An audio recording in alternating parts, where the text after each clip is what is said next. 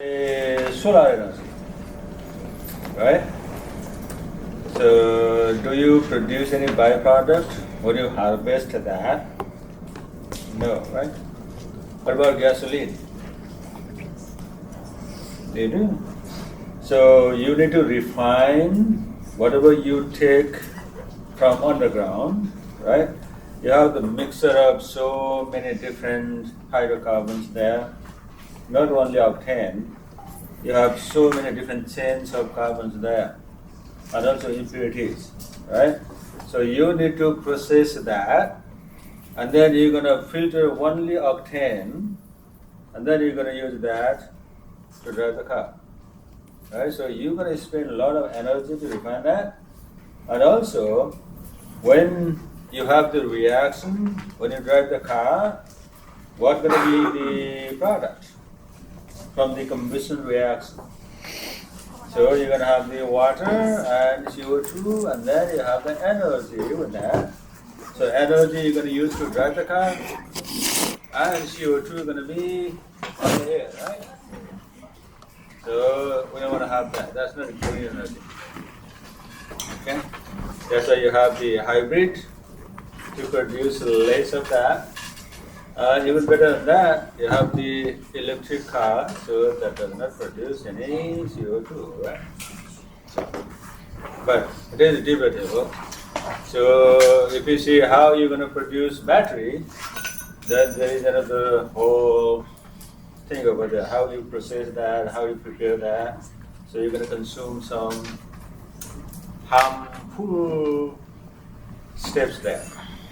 Okay. So anyway. So green chemistry, so this is in particular for the organic, right? So you're gonna have this principle in any branch of chemistry you have, in particular the synthesis, okay? So when you make the compound, so here we're gonna deal with the organic compound, hydrocarbon. You can have inorganic, right? You can have the material. You can have so many different branches of chemistries there. You have synthesis of different compounds, but here we're gonna deal with the organic compound. Okay? So you have 12 principles of that. So we're gonna go one at a time. So you're gonna have total 12. So we're gonna just review that. Okay? So the first thing is you're gonna prevent waste, right? So now you have idea, you did some experiment in the lab, so you always dispose something at the end of the lab, right? So you're gonna have the either byproduct there, or even the product you're gonna dispose if it is not recycled, okay? But here it's not focused on the simple lab like we do over here. So for the synthesis, when you make the compound, then you're going to involve a lot of things over there. Of course, you're going to have the reactants there, maybe one, maybe more, right? And then you're going to have the solvent there, okay? So you're going to have, you may have polar solvent and non-polar solvent, right? So water. This is the universal solvent, right? So you have so many different types of solvent involved there. And also it may involve catalyst for the reaction, maybe heat, maybe pressure, right? So different form factors there. So it doesn't matter how, what type of reaction you have, you need to focus on the waste, okay? So you're going to minimize that as far as possible. So you can see the diagram over here, this thingy. So it's going to say the least favored on the bottom, okay? And you have the most favored over here on the top. So the most favored thing going to be to prevent any waste rather than you dispose that. Okay, so in early days, As long as you have the product, nobody cares about the waste and other byproducts. Whatever product you have, you tried it, you made it, you don't care about what waste you have there. But nowadays, people are focusing on the prevention of waste. Okay, so this is the top prevention, and if it is not possible to prevent at all, then what are you going to do? You're going to minimize the waste. So you're going to have few or less amount than supposed to be. Okay, and then if possible, you can reuse that. So you can have the waste recovered from one reaction, and then you can use that again in the second reaction. Okay, it's not actually a catalyst, but something like that. Okay, so if it is reusable, this is also choice you have, and then recycling. So, and then the energy recovery, and then disposal going to be the last one, least favor. So you're going to avoid as far as possible. Okay, so this is going to be the hierarchy of disposal stages in the reaction. So this is going to be principle number one, right? So it is better to prevent rather than you dispose and then clean it. Right? So the least favor going to be the disposal and cleanup process, and the most favorable going to be prevention. That's why you have green over here. Right? That's the prevention of the waste. So you have the different metrics to indicate those thingy in the chemical reaction. So one going to be the E factor. Right, so this is the quantifying one of the formulas. So this is going to be the ratio of the mass of the waste you have in the reaction divided by mass of the final product you have. Right, so mass of the waste over final product, that ratio is going to be the E factor. So now,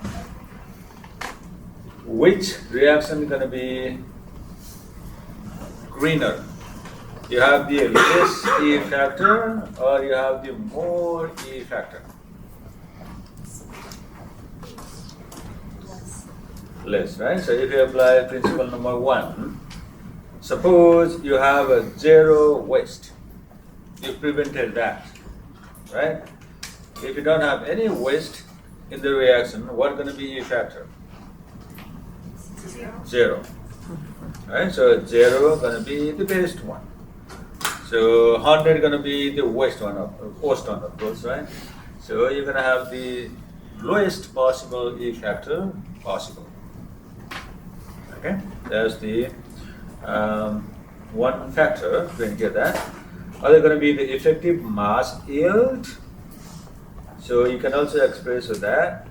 This is going to be the mass of product by mass of hazardous reagent times 100.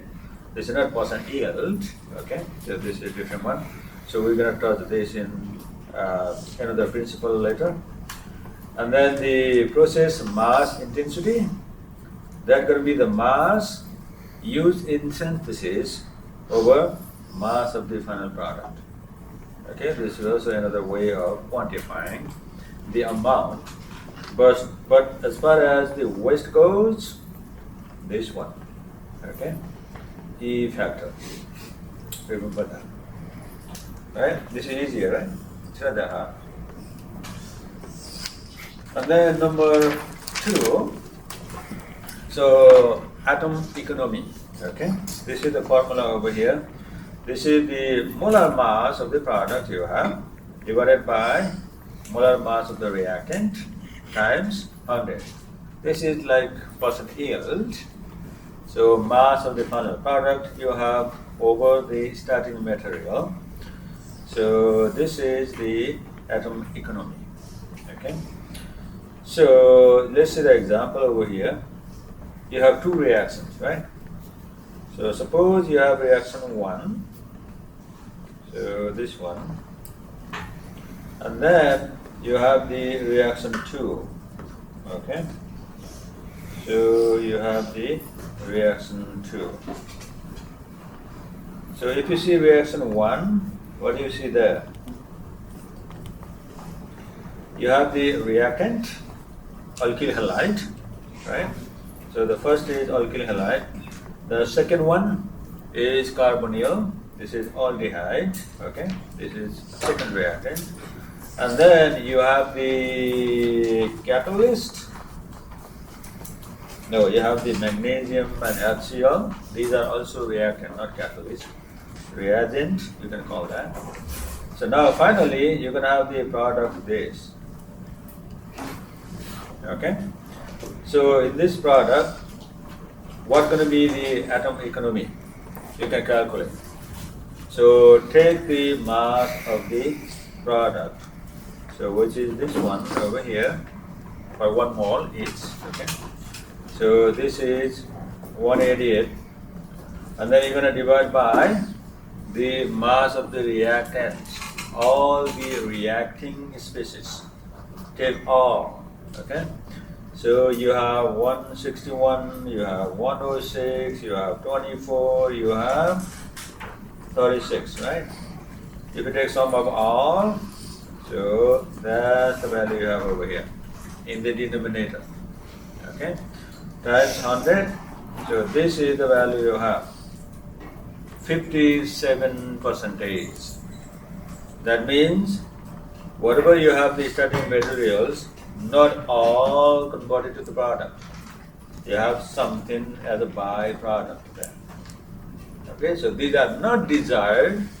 Your desired product is this one over here, the given one, alcohol, right? So all other going to be the byproduct over there. Okay, so you don't take the byproduct, you're going to take the desired product you have divided by all the starting materials you have for that. Okay, so this is this one, right? 57. So now you're going to make the same product. Okay, this is the alcohol, 2-degree alcohol, right? So you're going to make the same thing, 2-degree alcohol over here, the same product. But now you're going to have the different reactants there. Okay, so one going to be the alkene, right? And then you're going to have the other one, alcohol, 1-degree alcohol, and you're going to have the catalyst. So these two catalysts going to be reusable, so they will not consume in the reaction. So now you have the product. Okay.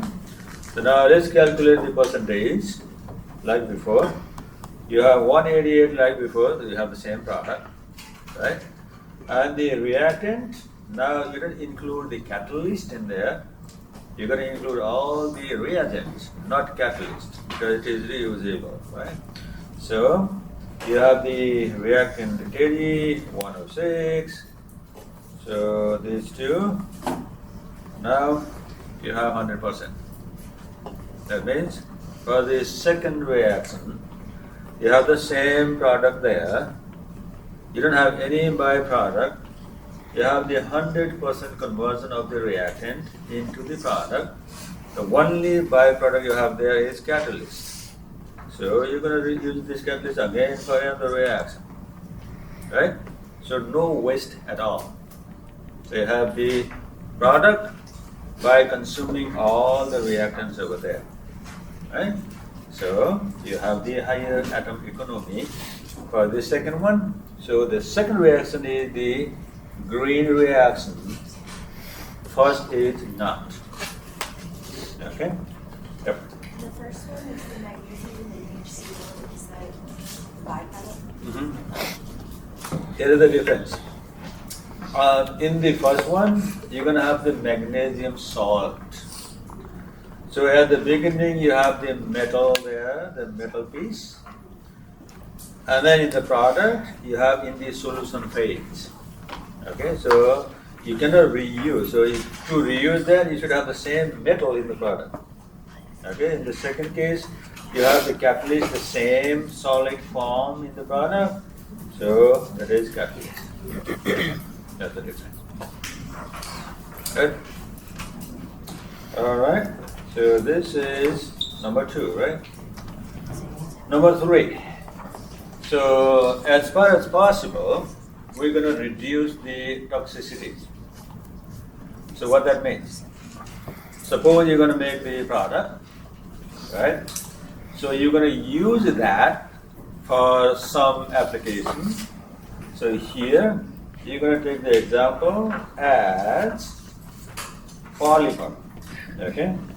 So the polymer called polyurethane. Probably you all have seen this one. So it is like a foam. Sometimes it can be used as the gap filler in the crack on the sidewalk or like a driveway, something like that. If you have the gap between the concrete and the surface, right? So you're gonna fill with polyurethane.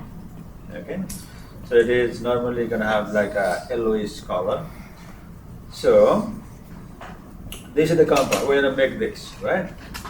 So to make that, so one route gonna be like this. You have the diol, you have the isocyanate, you have NCO group, and from there, so polymer means you're gonna combine those, and then you're gonna have the larger unit, right? That's the polymer.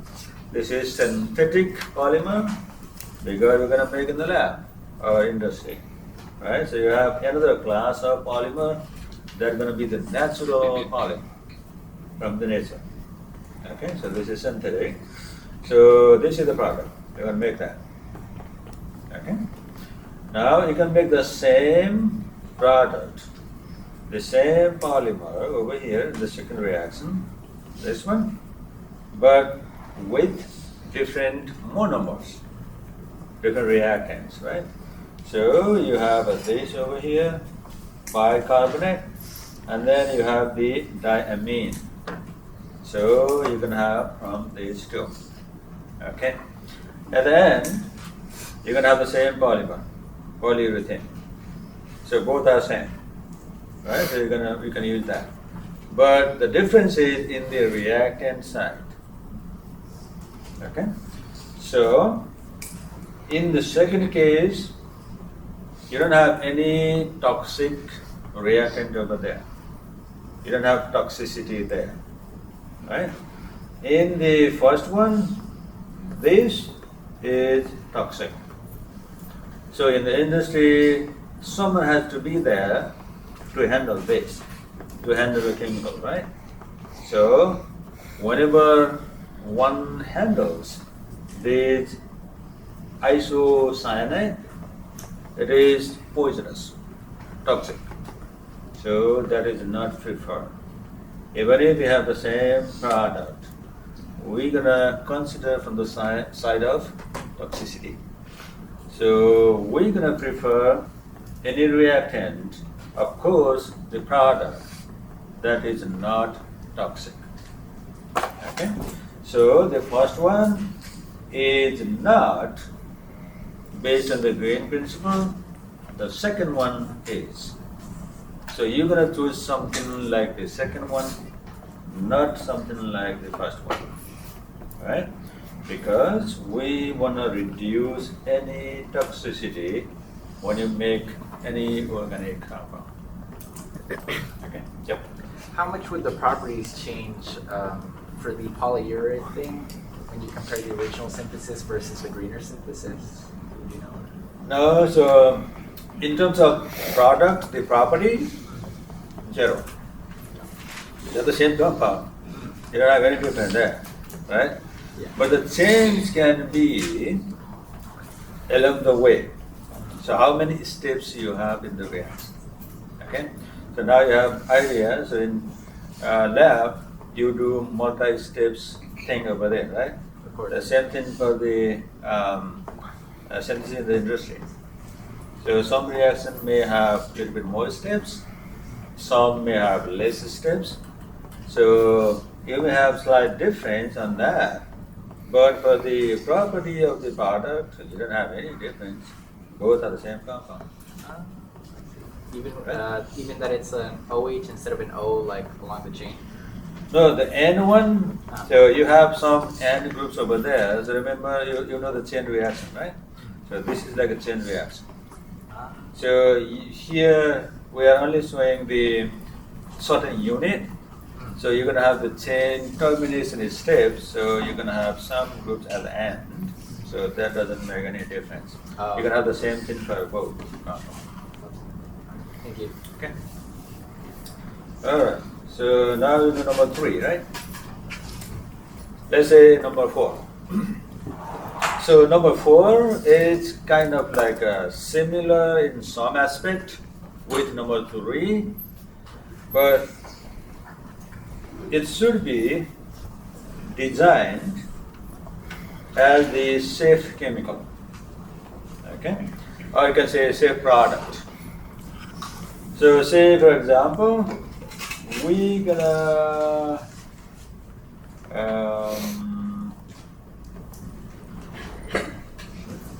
produce chemical product that should be effective in their desired function while minimizing the toxicity. Okay? So of course, like number 3, so you're going to focus on toxicity, but when you do that, so whatever product you have, so this should be effective. Okay? It doesn't mean that you're going to be less effective product. So say the coating compound, for example.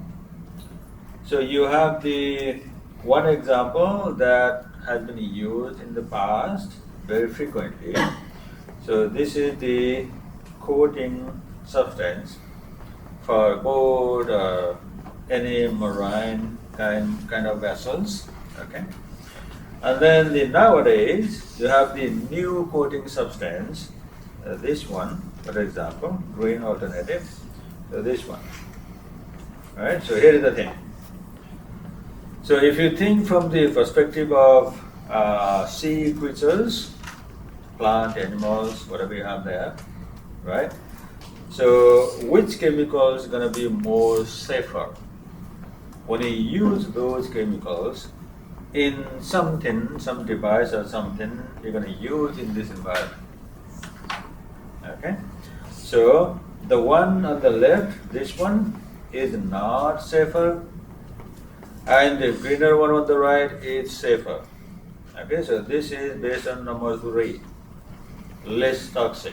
So number 4 says that when you have the alternative of similar product, so you should not have the greener that's less effective than the other. You also think that as a point of view, right? So we're going to have the equal or more effective compound from the greener side than it is non-greener.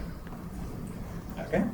So we're going to use the green product, but at the same time, it should be effective or more effective than the non-greener counterpart. Okay, so that's why number 3 and number 4 are very closely tied. Okay, good. All right, so now number 5. You have the solvent and the auxiliaries, other parts. Okay, so let's see the reaction.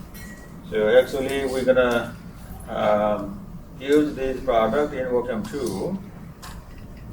So we're gonna deal this in chapter 14. Okay, you have a synthesis of organometallic compound. So this is one of many reactions you have there. Okay. So you have the alkyl, metal, halide, right? So you have the hydrocarbon, alkyl group, you have the metal there, and then you have the halogen. So you're going to have that compound, and then you're going to have the solvent. So that's the focus over here, okay? The solvent you have over here. So this is solvent, THF. This is non-polar solvent, organic solvent, okay? And then you have the catalyst. So this is not part of that. And then you have another reactant, second reactant, right? You're going to have the product, this one. So you have the coupling reaction. Two alkyl groups are connected together in the reaction. This is called the coupling reaction. So you have the product anyway, right? So you have the product. Now, this is from the less greener side. Why? You have the solvent, THF. This is not safe like you handle water, right? So other chemicals are not safe. So THF is not safe. So you're gonna avoid that as far as possible. So this is the non-greener side, right? So now you're gonna make the same compound, this one. They are the same as that, without using THF. So if you see the second reaction, this is a greener one, right? So this is a greener reaction. So you don't have that solvent there. You make the same product without using the THF. You have water there as solvent, so you're going to use water. Water is safer than THF, right? So you're going to use that. Okay, so that's the principle number 5. So as far as possible, use water as solvent, right? If not possible, then use relatively safer solvent. So for example, ethanol is not that unsafe like a THF and other, or CCl4, carbon tetrachloride, right? So you're gonna choose water universally as far as possible. That's what it means. Okay? Avoid any solvent that is not safe. So now, number 6, energy efficient. So, energy requirement for the chemical process you have should be recognized for environment and the economic impact. So what that means? That means the one, of course, depends on the temperature and pressure. Okay? So why it matters? Let's say you have two reactions. You can have the same product in both. One you need to do at the ambient temperature, pressure. What that means is whatever you have the surrounding temperature. So right now we have say 25, 26 degrees Celsius, something like that. Or let's say 90 degrees Fahrenheit, right? So this is the temperature of surrounding we have. So we can do the reaction, one reaction at that condition. Okay? And the other one, you're going to control the temperature and pressure. So you're going to go to say 10 degrees Celsius or say half ATM pressure, something like that. So you're going to impose the temperature, pressure conditions for the second reaction, right? So you have to spend energy to create the environment at that particular specified temperature and pressure. So we're going to avoid that. Okay? So as far as possible, the ambient temperature, pressure conditions, whatever you have the surrounding, without controlling it, if you have the reaction to do in that condition, that's the greener one. We're gonna prefer that. Okay? You're gonna spend less energy for those type of reactions. If you have the other type, then you have to spend energy to control the factors, temperature, pressure, so that's not efficient. Okay? So energy efficient is the reaction in which you're gonna spend less or no energy at all when you carry the reaction. So that's the greener one. Okay? So the criteria for the greener reaction is you're gonna spend less energy as possible. Okay? That's the one.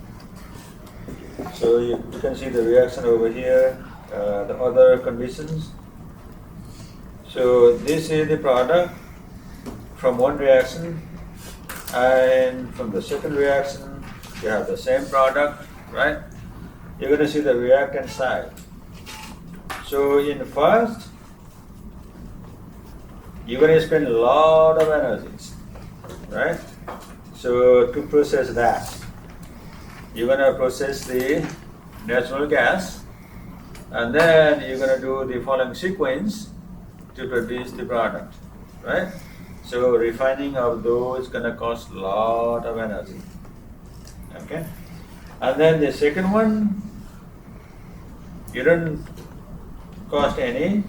You have already glucose from the plant. You don't need to process that. And then you have the CO2 that is even greater. So CO2, if you are in the reactant side, that's the greener one. CO2, if you have on the product side, is not a greener one. Okay, so the product side means you are producing the carbon dioxide and then it goes to the atmosphere. In the reactant side means you can absorb CO2 and then you're going to give the product, right? So that's the greener one, right? The second is greener. You're going to prefer that. So minimize energy, minimize the harmful byproduct like CO2, NO2, SO3, something like that. Okay? So that's the number 6. Number 7, also kind of like tied to number 6 a little bit. So renewable feedstock. Okay? So the raw materials you have for the reaction, if you have the renewable, that's greener. If you don't have that, that's not greener. Okay? So the easy example is you have the solar energy, you have the gasoline, energy from gasoline, right? Something like that. So one going to be, say, this biofuel. Okay? If you have the alcohol there, going to be biofuel.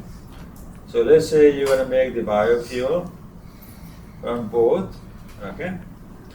So in one, you're going to have the non-renewable source. You're going to start from there in different steps. Eventually, you're going to have the product. So this is one step. Okay, one type of reaction. And the other going to be, you have the sugar from plant, say corn, for example, right? And then you're going to fermentate that, and then you're going to have the product. So the second going to be greener, the first is not greener, right? So why? For the second one, you have the renewable source. For the first one, you don't have that. Okay. So why the second one is renewable? You're going to have the continuous source for that. Okay. So you can plant. For the first one, like petroleum or gasoline, so if you keep on digging and taking the gasoline from underground, one day it's going to be all consumed. right? So this is not renewable. So this is the number 7, right? Number 8, you're gonna reduce the derivatives. So what is the derivatives? You can say byproduct. Okay. So in organic reaction, you're gonna deal all those different types of reaction in the future. If you take organic further courses, but you have different steps like blocking the groups, deprotection or protection, right? So what that is suppose you have 2 or 3 reactive center in one molecule. So far we have not seen that, right? Say for example, you have the carbon and then OH, right? So if you have all carbon and hydrogen there, alcohol, right? So what is the reactive center for the alcohol? Whatever you have the polarity, there's the reactive over here, right? So you have only one reactive center, so this is simple. If you have the complicated molecule, let's say you have another functional group over here, like say Br or NO2. So you have 2 or more functional groups in one molecule. You're going to have the multi-reactive centers. Okay? So to have the desired product, you're going to block the other reactive center in the molecule with some reagent, and then you're going to carry out in one specific reactive center, right? This is called the protection. And then deprotection is going to be, you're going to remove the blocking agent and you're going to have the reaction to the other center, right? So like that. Chemical process, for example, right? So you're going to have so many different types of reactions, and then in that you're going to involve so many different materials. Sometimes they can be the byproduct, sometimes they can be the reagent, like protecting group or protecting reagent, something like that. Okay? So if you have that complicated reaction, we're going to avoid that. So we're going to avoid less reagent and the less byproduct as possible. Right? So if you use a lot of these, then it is not greener. If you don't have any byproduct, if you don't have any reagent except your desired reactant and product there, that's the greener one, right? So this is also kind of something. Here you're going to involve all the intermediate reagents you're going to use. So sometimes it is straightforward. You're going to have multi-step, like 5, 6, 7 steps to give the product. So you're going to take into account of all the things you're going to use during the reaction. So these are called the derivatives. You're going to minimize that. Okay? So for the greener one, you're going to have no or very few derivatives. For the non-greener, you're going to have a lot. Right? That's the 8. So number 9, catalyst. Right? So you're going to have the catalyst metal or compound or reagent. You're going to have different physical forms. So sometimes catalyst can be in the gas, in the liquid, in the solid. So we are all familiar in the solid phase, like a metal, for example. But for reactions, you're going to have a different. Okay. So when you have that, you're going to have the superior to the stoichiometric, right? That means this is going to be recyclable. You're going to recycle at the end of the reaction. It will not be consumed at all. In some reaction, it should be consumed some, and then you're going to have the other recovered. So if it is greener, then you're going to have the catalyst that's going to be coming out 100%, but not the reagent form, some going to be consumed there. Okay, so that's the difference. Both reactions you're going to have catalyst, right? So you're going to prepare the reaction in which your catalyst is going to be recovered completely, 100%. If you have that, it's going to be the green reaction. If it is consumed, then if it is a lot, all, you don't count as catalyst, that's the reagent. But if some of catalyst is going to be consumed, so that's not green, right?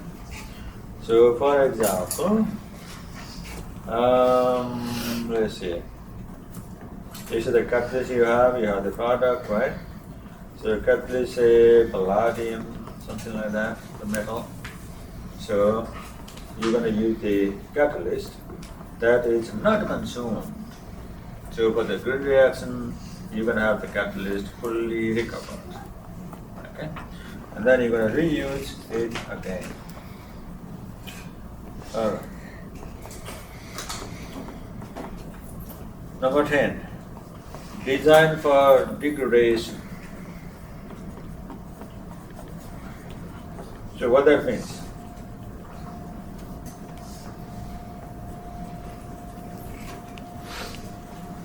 So like, for instance, would that involve like plastics and how they degrade over like thousands of years, basically? So, say you're going to make the compound, right? Say plastic, for example, polythene bag. So you're going to use that. We're going to throw. So, how you're going to degrade over time?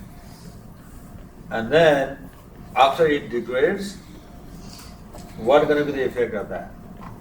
Right? So, other very known example is going to be the tires, right? So in 4, 5, 6 years, we're going to replace tire, right? And then we're going to throw somewhere. So how long does it take to degrade? And then after degradation, what's going to be the effect of that? Right? So some going to produce like a environmentally harmful byproduct, right? Some may not produce that. Okay?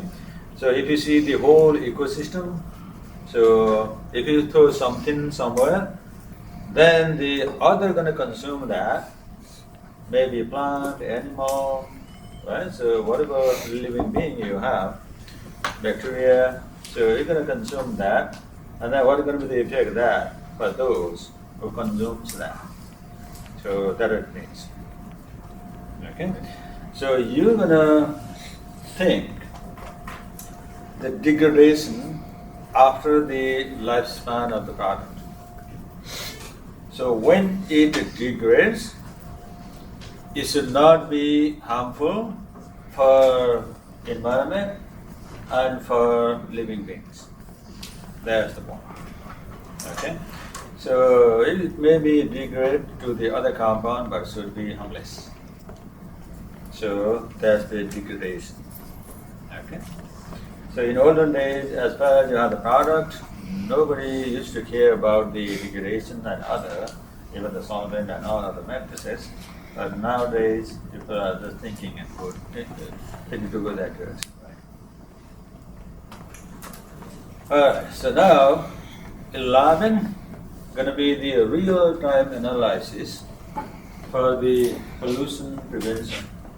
Or you can say other like minimize the toxicity or the yield. You can include it all over here.